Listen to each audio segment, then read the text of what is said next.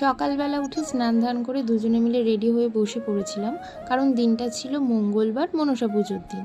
আর সকাল থেকে এরকম বৃষ্টি হচ্ছিল। আর এইদিকে আমাদের পুজোর গোছানোও পুরোপুরি কমপ্লিট, ঠাকুরমশাইও চলে এসেছে। তারপর দেখলাম রাস্তা দিয়ে এরকম সুন্দর একটা প্রতিমা গেল। তারপর কিছুটা পুজো হওয়ার পর আমরা সবাই মিলে চলে গেলাম মনসা গাছতলায়, গিয়ে সেখানে মনসা গাছের পুজো দেবে। তো এই পুজোটা প্রত্যেক বছরই হয়, আর পুজোটা হয় আমার দিদার বাড়িতে।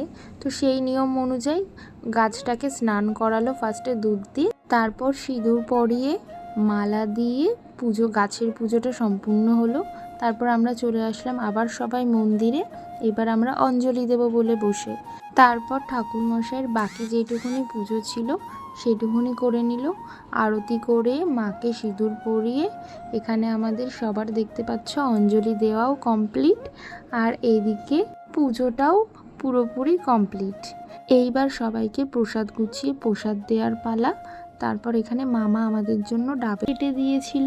আর পুজো শেষ না হলে তো রান্না বসাতে পারতো না, সেই কারণে যতক্ষণ রান্না হচ্ছে ততক্ষণে আমরা প্রসাদ খেয়ে নিলাম। তারপর এখানে আমাদের রান্নাও কমপ্লিট আর আমরা খেতেও বসে পড়েছি। তো আজকের মতো এই অবধি, টাটা।